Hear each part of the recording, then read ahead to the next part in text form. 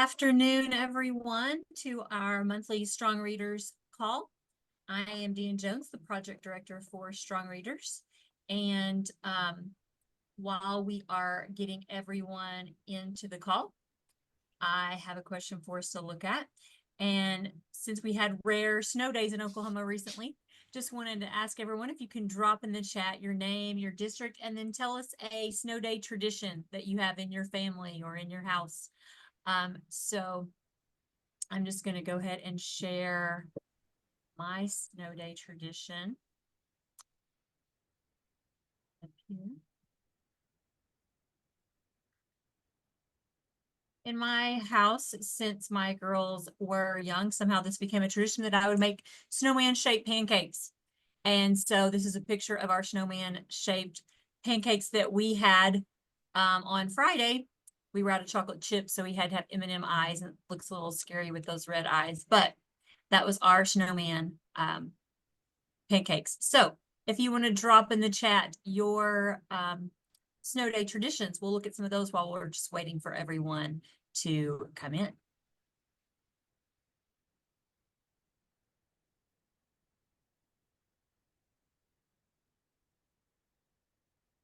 So we have a lot of people saying hot chocolate. There's sledding, comfort foods, snow ice cream. That's a good one.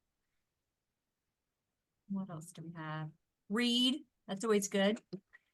Sleep in, naps, hot chocolate or coffee while watching the snow fall.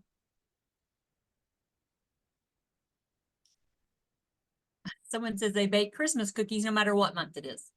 So that's fun. Blankets and movies. Cleaning your dog's paws as they go outside and come back in. Lots of people answering snow ice cream and pajama days at their houses.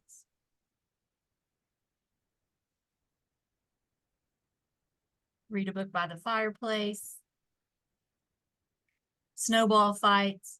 So it was really fun to see everyone's snow pictures, just not something that we get to experience very often here in Oklahoma. And it's like everyone had a great time with that.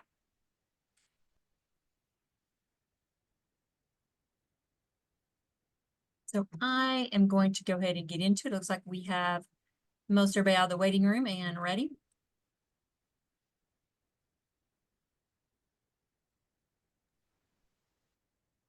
To our agenda. So as it is January and we are looking at mid-year assessments, our mid-year assessments, screening assessments can be done in December or January. So if your school did not do yours in December and have not started them yet, you should be starting any day now because you still have a little time to get these done. As you are looking at doing those mid-year screenings, there's just a few things to remember, just a couple of reminders I want to go over. One is if you need guidance, you can go to our Oklahoma Strong Readers for Schools website, and you can find your particular screener that you are using, and will find their implementation guidance document there. That way you can look at those procedures and cut scores and all the guidance from your vendor. Couple reminders from us. If you have a student who was in the 40th percentile at the beginning of the year, and now with this mid-year screening, they drop below the 40th percentile, they do need to be added to a SLIP plan. And then same guidance you would have at the beginning of the year, you have about 30 days to get with the parents, get that signed, and get that SLIP into place so that you can start providing the interventions and needed support for that student.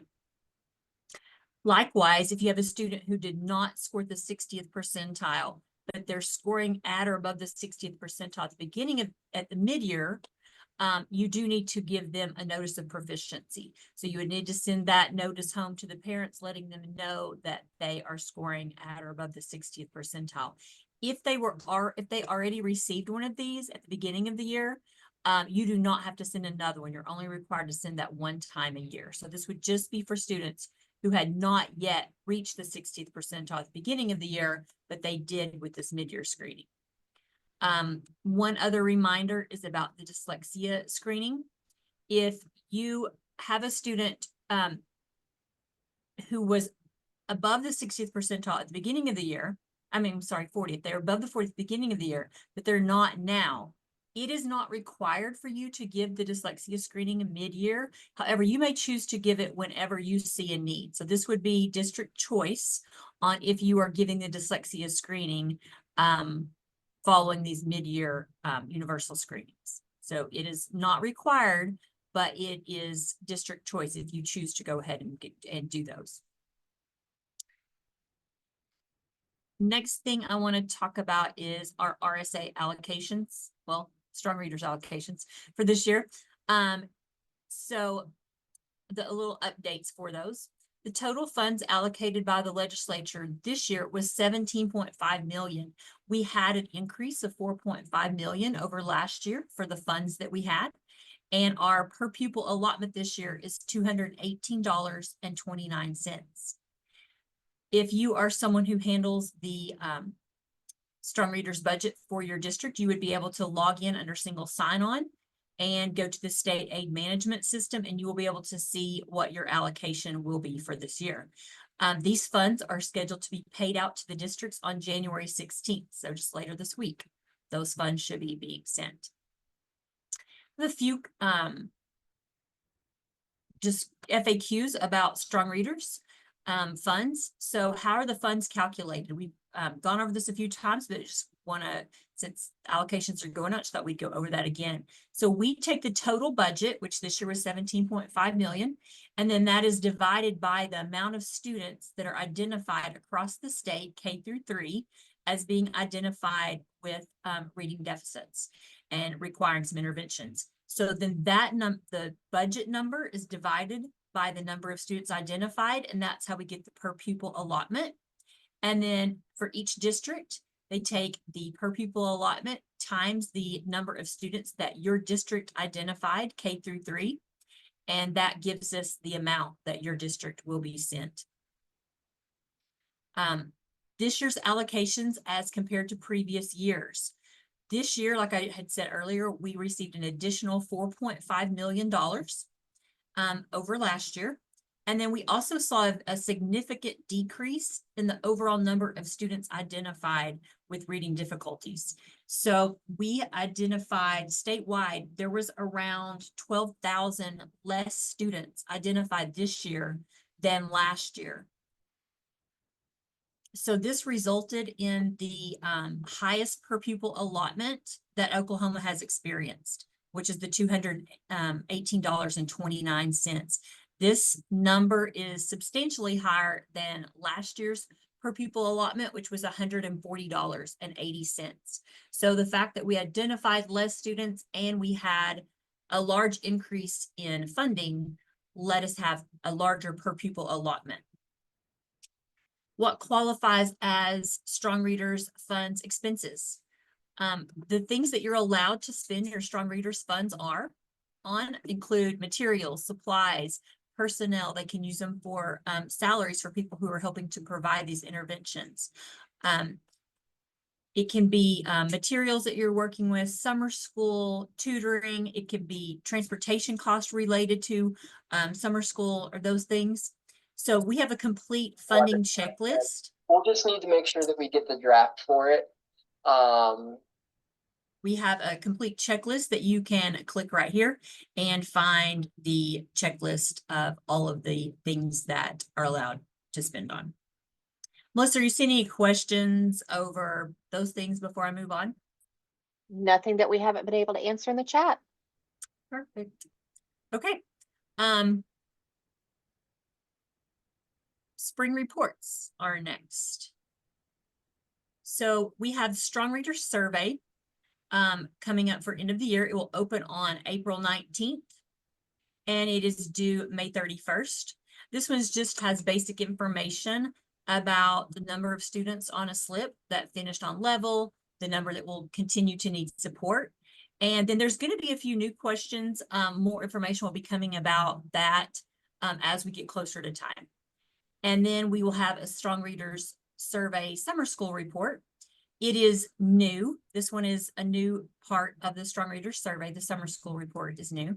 It's going to open June 1st and be due August 15th. It's going to ask basic information about your dates, the number of students attending, the number of students that were teaching it, etc. We'll have more information specifically about that when we get closer to time.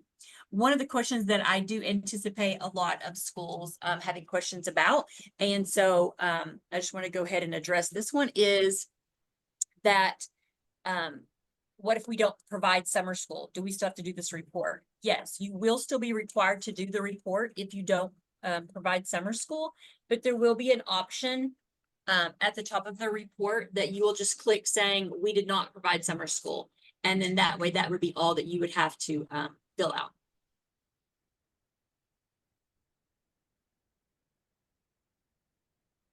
Okay, Deanne, a couple of questions on funding. We're going to go back as we've gotten, and I've been able to answer a couple of these in the chat, but for those who cannot see the chat, is money required to be spent by June 30th?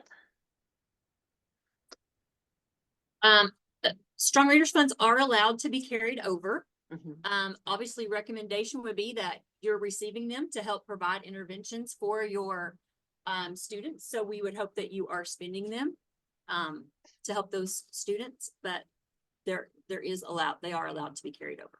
Yeah, you don't obviously get them till mid-year. You have to be able to have expenditures for startup if you're needing to pay staff in the fall or things like that, and summer school as well.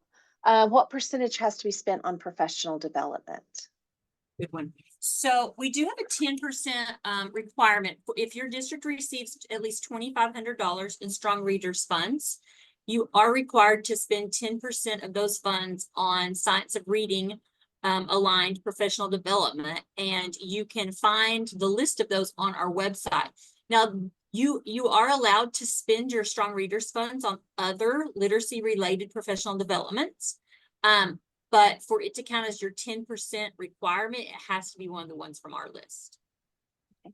And that's PD and related costs, correct? So stipends, travel, things like that, that might need to be Yes. associated with that approved professional development.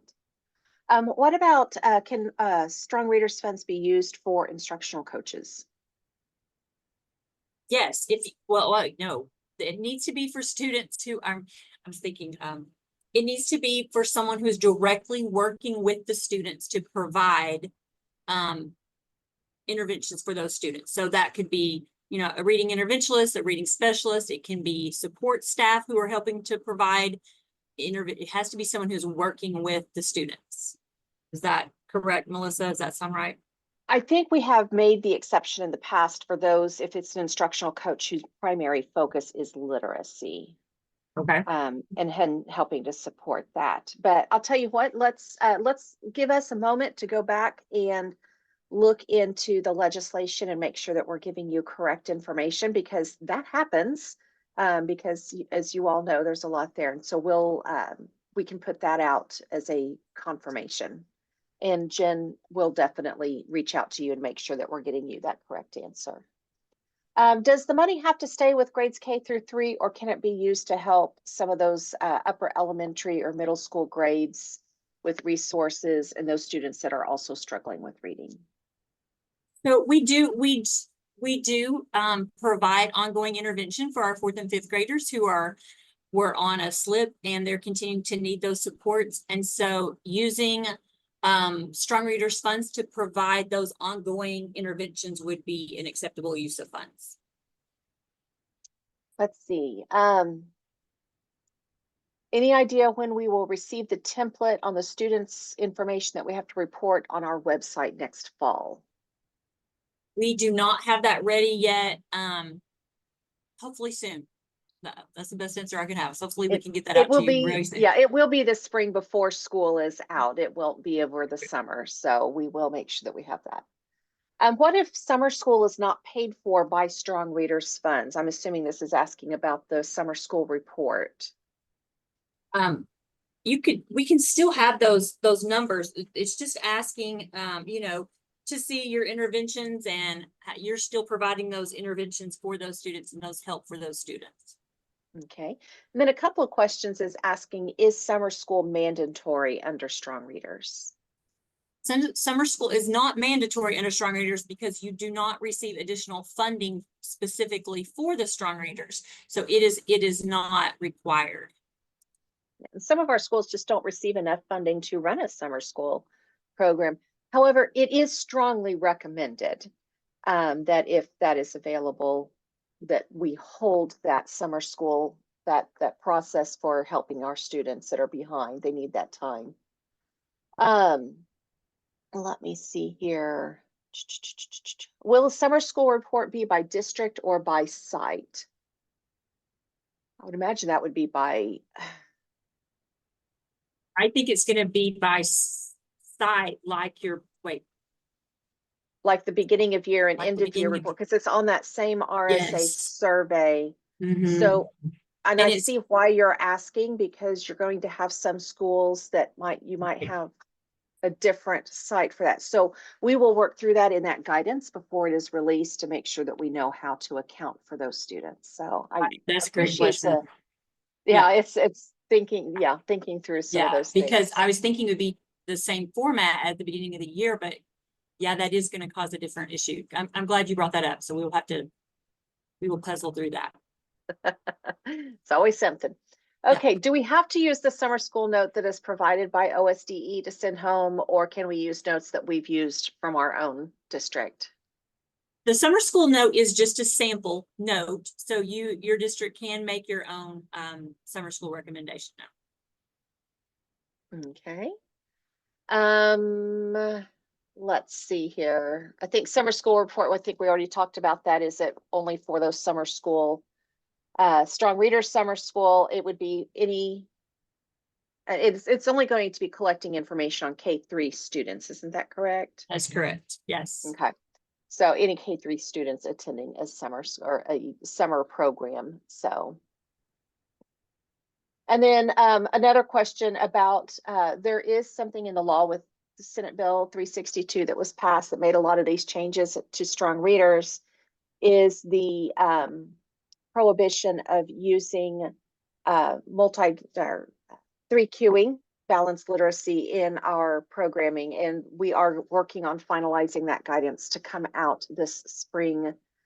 Really, I believe we had on our timeline in the next month or two to be able to be out for districts. But as I'm sure you're aware, that is definitely a sticky guidance that we're trying to make sure is clear and concise and helpful for our districts. And we want to make sure that we get it right as quickly as we can. So we are taking our time to make sure that that is coming out appropriately, but we are also aware that you guys have deadlines for purchasing materials and training and things like that as well. Okay, a couple more questions. Deanne, are there specific guidelines to follow for summer school using strong readers money? There is some specific, is that in the guidance or in the administrative rules? Oh, I'm trying to think. That is.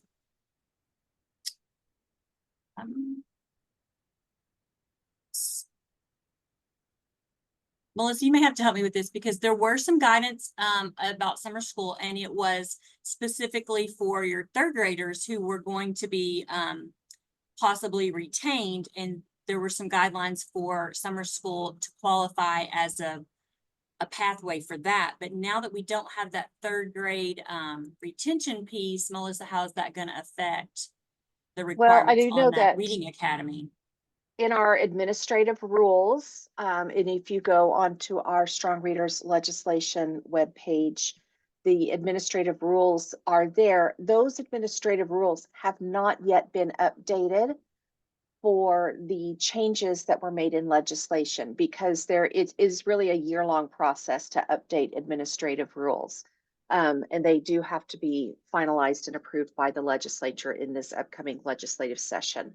So the rules that are currently in place do still state that if it is that 4 hours a day for 4 weeks, if I'm right on that, 3 weeks, 3 hours a day for 4 days, 3 hours a day for 4 weeks. I'm sorry, I'm trying to go off of memory, which is never a good thing. All of you know that. Um, so that has to be there. So it sounds like, Deanne, that is maybe a focus that we might want to focus in on our next month's meeting, is looking at those summer school rules. And in the meantime, we will get that clarification out as how are we doing this in the interim when we have new legislation, but old rules.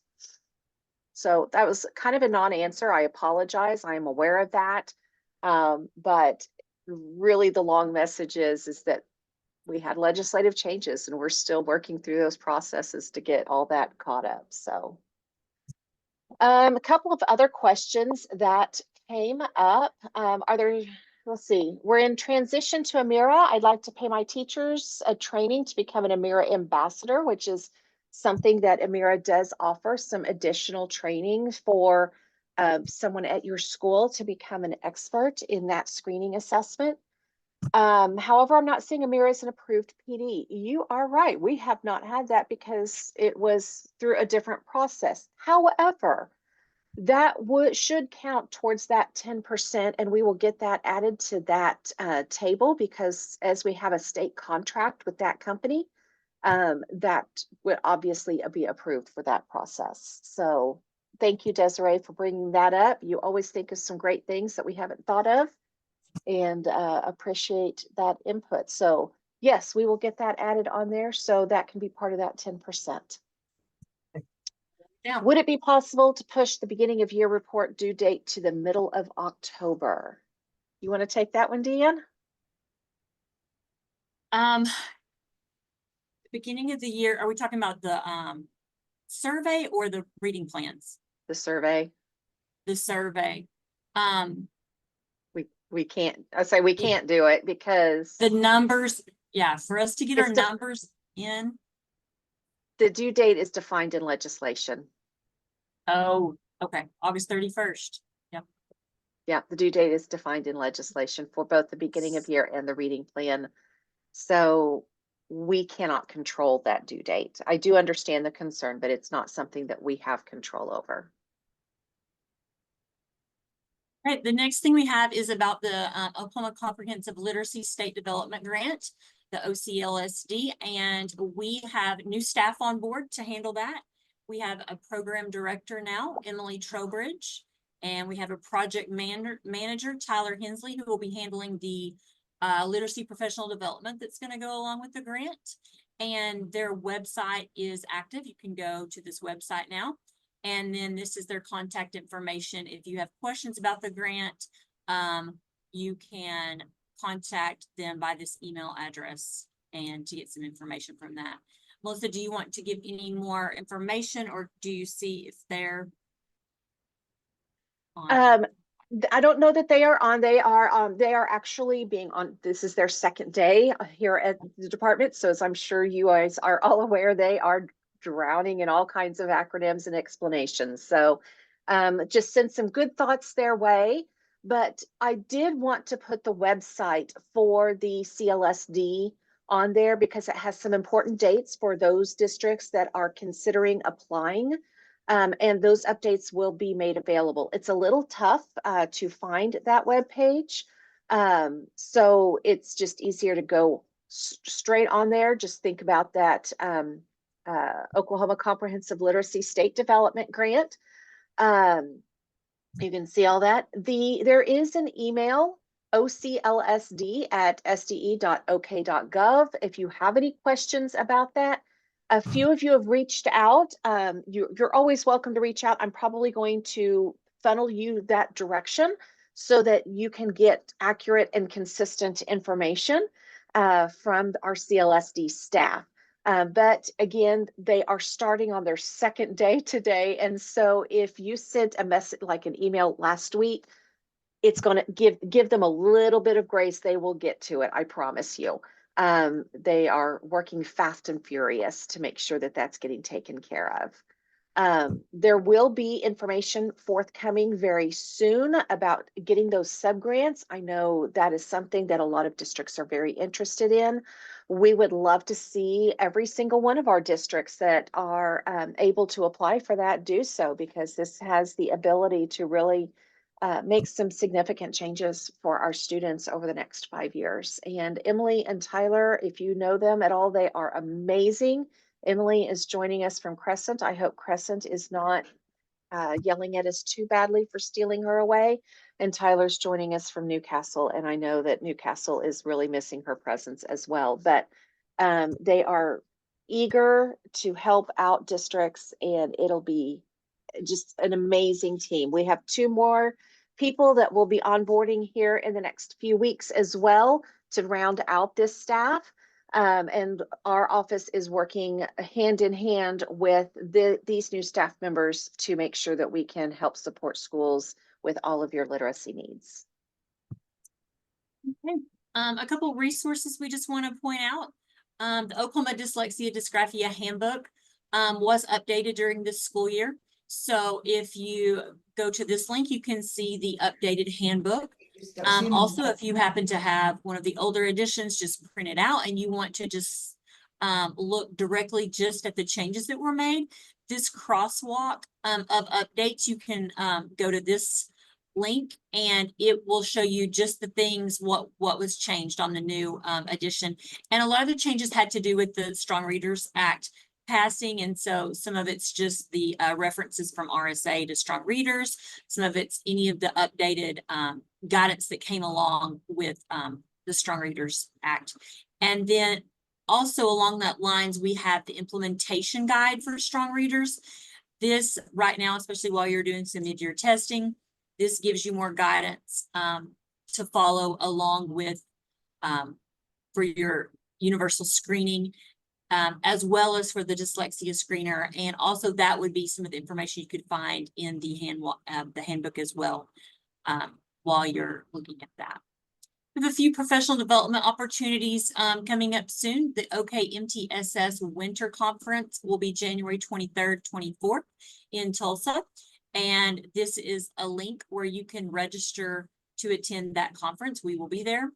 And you could come and have some opportunity for some learning experiences there.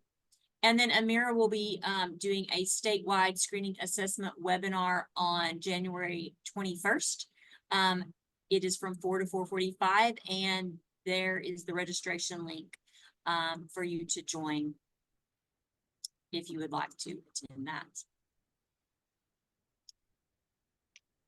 Okay, we've got one other question. Deanne, because the 3rd grade retention is gone, what will be required for 4th and 5th graders at the end of the year? So, so your 3rd graders this year who would be finishing, it would just be for promotion, it'd just be whatever your district requirements are for promotion from any other grade. And then as they transition into 4th and 5th grade, we are currently looking into that. That will be in our new administrative rules. So previously it was students that were passed on an alternative pathway were required to stay on a SLP plan, or, you know, an IPRI that it was called then. So this year we have not yet put out the guidance for what that will look like for this year's 3rd graders going forth, who would stay on the SLP plan. That hopefully will be coming out when we get these administrative rules done. Okay, and one other question that I see is, and I can answer this one, is will the Amira webinar be posted? That is our intention. However, they are shifting over to a new web-based, or they've been updating the website, basically, is what it comes down to. They were planning on having this open a little while ago, but they wanted to make sure more communication was out. So the long and the short of it is we're not really sure how quickly or how much access we have to be able to update things on the web page. If I'm able to get it up there, I'll get it up there. Same thing with the recording for today. We're going to get it up there if we can, but we're going to have to jump through a few more hoops to do it. No big deal. We'll get it. We'll figure it out. We always do. But that is the intention, is to have it there for you. Is just it's really kind of dependent on, it might take longer than what I would normally like. So Let's see, when looking at a new reading curriculum for our school K-5 next year, will there be a list of approved curriculums posted that follows science of reading? There will not be a list of a short list that you may only choose from. We have our high quality instructional materials that have gone through that textbook review. So that guidance that will come out will help with that. I promise you, it's not going to be as scary as it sounds. Okay. So, but we will make that probably our next focus in February on this meeting as well, is let's just pull that out and get through it. So that'll give us a time to something to look forward to. Tell all your friends. So we may have to schedule a couple of meetings, Deanne. You never know. Are we still required to give mid-year notification to parents of third graders of their child's reading level, Deanne? Mid-year notifications. So it looks different than it did before, because before what you were saying was you were giving those notifications of if they were at risk of retention. And so now that is not part of Strong Readers anymore. That would be your district policy. So whatever your district policy is for retention. So short answer to that would be no, you're not sending that mid-year risk of retention notice anymore, but that would be a district choice of if you're considering retaining a student, you would probably want to send them some kind of notice, but it is not part of ours. Under us, third grade now would just be like all the other grades. They would still have the same, they would have the requirement. You want to tell the parents their scores. If they're scoring below the 40th, you need to get them to sign the slip. If they're scoring above the 60th, you need to send the proficiency notice. But now third grade is handled just like all the other grades. Okay, and I don't see any other questions just yet, but I'm sure there's always a couple that come right at the very end. If you have any questions, feel free just to drop those in the chat. I'm watching those. Some of these we've been able to answer quickly in the chat. Some of them it's a little easier to discuss, mainly because I can't type that fast. Not when I've got a brace on my hand. So, otherwise, so we know that we've got coming up quickly some summer school questions, especially with the changes to Strong Readers that we will plan on addressing at our next month's meeting. And I think that big looming question of what does this mean in Senate Bill 362 about not using MSV 3Qing balanced literacy type curriculum practices in our classrooms, and what does that look like and what might we need to do. And so we will make sure that we're addressing that. If you have questions on anything else, but it's specifically on those two topics, would be great to send to Deanne or to our literacy inbox so that we can make sure that we can be proactive about having those answers ready for you at that time. And so sometimes, you know, just like you guys do in the classroom, until we actually implement something, we don't sometimes realize some of the problems that are there with implementation. And some of you think that way. It's kind of like the summer school report that allows us to be a little more proactive in getting those that information out for you. Okay. I did see one other question was about the slip if it needed another signature. So they had a fall signature. Is it required to get the signature in the spring? And the answer to that is that signature is optional. I think it even says on the form right there that the second signature is optional. So if you're having, you know, a spring conference and you want to go ahead and update them on their scores and the parents in there, you can get it signed, but it is not a requirement.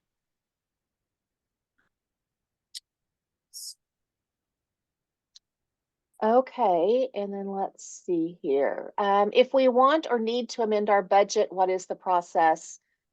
Jennifer, go amend it. I mean, on the reading plan, you've given us a general idea of what you are planning on spending that on, but you have not turned into us like a spreadsheet of that budget. There is nothing that you need to amend. That is, you need to go take care of that. We are on the process now of figuring out what might need to be done, because obviously this is $17.5 million of taxpayer money. We want to be able to report out to legislators and our constituents how that is being spent. And so that's where we're pulling that information now of how is that being utilized effectively for our schools, so that we can continue to have that that funding to be able to support our students with.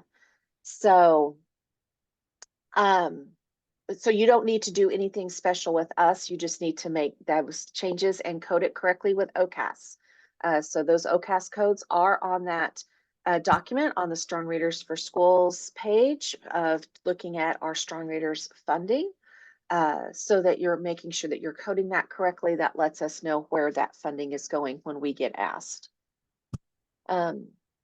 Let's see, is anyone aware of a program comparable to Houghton Mifflin's SRI that allows teachers to measure Lexile more frequently than with the screener?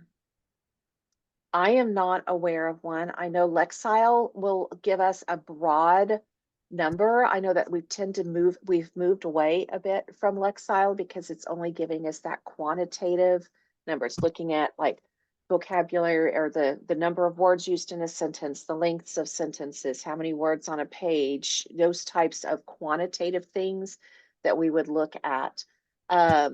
So I'm not sure, Patty, exactly where some of those other tools are. But I know that whenever I am looking at something, the thing that we're looking at for students that is the most predictive, the most accurate, is looking at that oral reading fluency, for both fluency and comprehension, to be able to know, are they able to read those words and allow them to read it with enough prosody to be able to understand what they're reading. Okay, Deanne, is there a form from Strong Readers to send home to notify parents if their students scored above 40th percentile and are coming off of their slip? We do not have a form for that. You can either just sign, document that on their slip, and that they would come off, and even if you have the parent come in and sign that, or you can make your own note to tell the parents that they have what their score is, whatever you're sending home with their score, and should just note on there that now they will no longer be requiring any interventions. Okay. And then we had a couple of people that joined in late and they were just wanting, could you just make sure that they know where they can find their allocation amounts and when they should receive that funding? So the allocations you can find in single sign-on in the state aid management system, and you can find your amounts there. And those allocations are scheduled to be sent out on January 16th. And so in 2 days, those funds should be arriving in the districts. Okay. And then one question that Corey has, considering that 3Qing is banned, how does that impact those with book rooms and resources like LLI? Do you need to just trash all of that? I'm going to tell you what we're hearing nationwide, and what I would strongly recommend is do not throw books in the trash, first of all. I mean, those are not cheap resources. Really, the part of that we don't want to use are just the lessons part of that.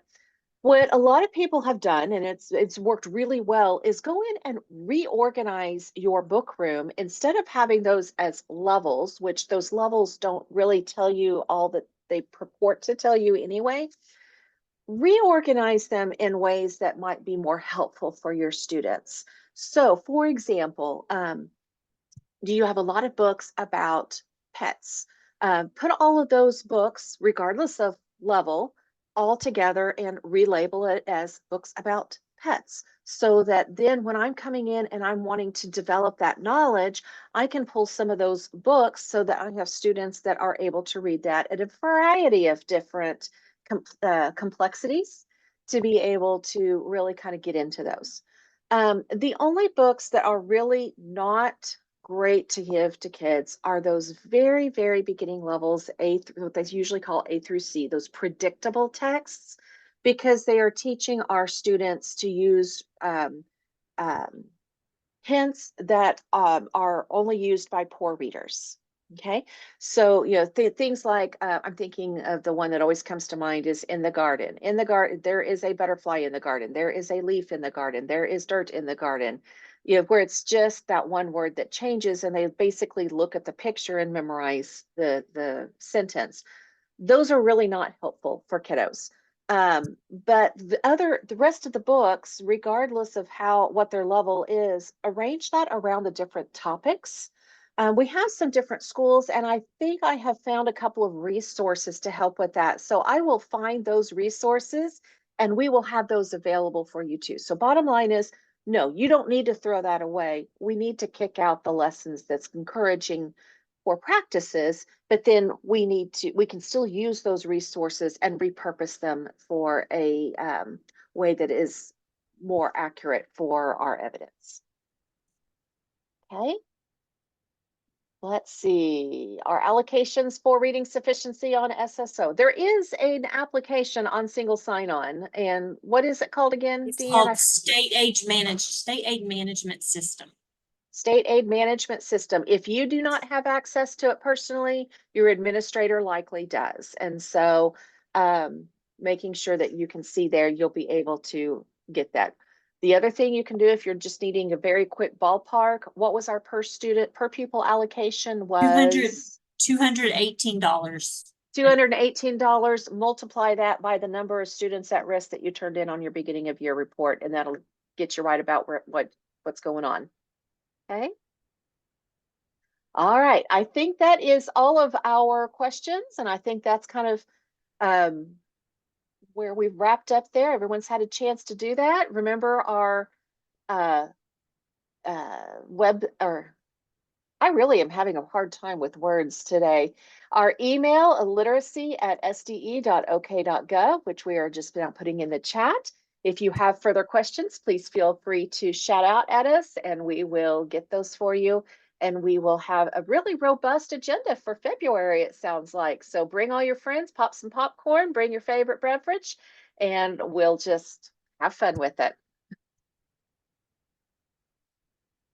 Thank you all for your attention today. Hope everyone stays warm. It's going to get cold again this weekend.